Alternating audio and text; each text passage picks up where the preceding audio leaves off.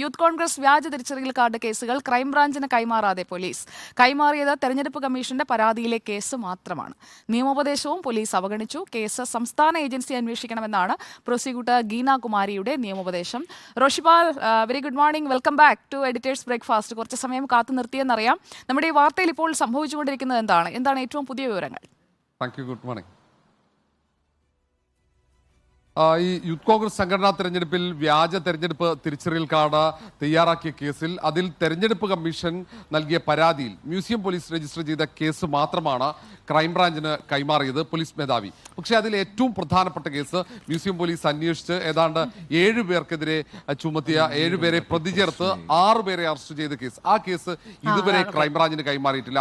ആ കേസിലാണ് ഈ തെരഞ്ഞെടുപ്പ് വ്യാജമായി സൃഷ്ടിച്ചതുമായി ബന്ധപ്പെട്ട ഏറ്റവും പ്രധാനപ്പെട്ട തെളിവുകളൊക്കെ ലഭിച്ചിട്ടുള്ളത്. ആ തെളിവുകൾ ഉൾപ്പെടെ ആ കേസ് ഡയറി കൈമാറിയാൽ അന്വേഷണം വളരെ വേഗത്തിൽ മുന്നോട്ട് കൊണ്ടുപോകാൻ കഴിയും എന്നാണ് ക്രൈംബ്രാഞ്ചിന്റെ നിലപാട്. പക്ഷേ ഇതുവരെ ആ കേസ് മ്യൂസിയം പോലീസ് കൈമാറാത്തത് അന്വേഷണത്തെ ബാധിക്കുന്നുണ്ട്, ക്രൈംബ്രാഞ്ചിന്റെ അന്വേഷണത്തെ ബാധിക്കുന്നുണ്ട്. നേരത്തെ തെരഞ്ഞെടുപ്പ് കമ്മീഷൻ ആവശ്യപ്പെട്ടതനുസരിച്ചായിരുന്നു ഒരു റിപ്പോർട്ട്, ഒരു പ്രാഥമിക അന്വേഷണ റിപ്പോർട്ട് പോലീസ് മേധാവി തെരഞ്ഞെടുപ്പ് ഓഫീസർക്ക് കൈമാറുകയും ആ റിപ്പോർട്ടിന്റെ അടിസ്ഥാനത്തിൽ ഗൗരവത്തോടെ ഈ വിഷയം അന്വേഷിക്കണം, ഇത് ലോക്സഭാ തെരഞ്ഞെടുപ്പ് മുന്നിൽ നിൽക്കുന്ന സാഹചര്യത്തിൽ തെരഞ്ഞെടുപ്പിനെ പോലും അട്ടിമറിക്കാൻ സാധ്യതയുണ്ട്, ഇത് വളരെ ഗൗരവത്തോടെ എടുക്കണമെന്ന് ആവശ്യപ്പെട്ടുകൊണ്ടുള്ള പരാതി പോലീസ് മേധാവിക്ക് നൽകുകയും അതിന്റെ അടിസ്ഥാനത്തിൽ അതിൽ മ്യൂസിയം പോലീസ് കേസ് രജിസ്റ്റർ ചെയ്യുകയൊക്കെ ചെയ്തത്. പക്ഷേ അതിൽ ഇപ്പോഴും ഒരു മെല്ലെപ്പോക്ക് പോലീസിന്റെ ഭാഗത്തുനിന്നുള്ളതായുള്ള സൂചനകൾ ഇപ്പോൾ പുറത്തു വരുന്നു. കാരണം നിയമോപദേശം ഗീനാകുമാരി പ്രോസിക്യൂട്ടർ നൽകിയിട്ട് പോലും ഈ പ്രധാനപ്പെട്ട കേസ് എന്തുകൊണ്ട് മ്യൂസിയം പോലീസ് ഈ ക്രൈംബ്രാഞ്ച് സംഘത്തിന് കൈമാറുന്നില്ല എന്നാണ്. അത് മ്യൂസിയം പോലീസ് അല്ല തീരുമാനമെടുക്കേണ്ടത്, പോലീസ് മേധാവിയാണ്.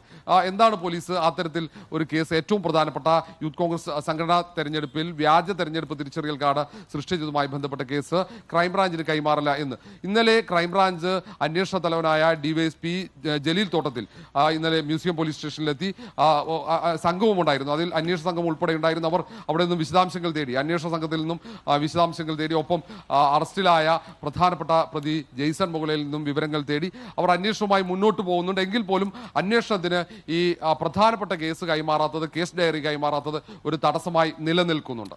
ശരി, റോഷിപാലാണ് വിവരങ്ങൾ നൽകിയത്.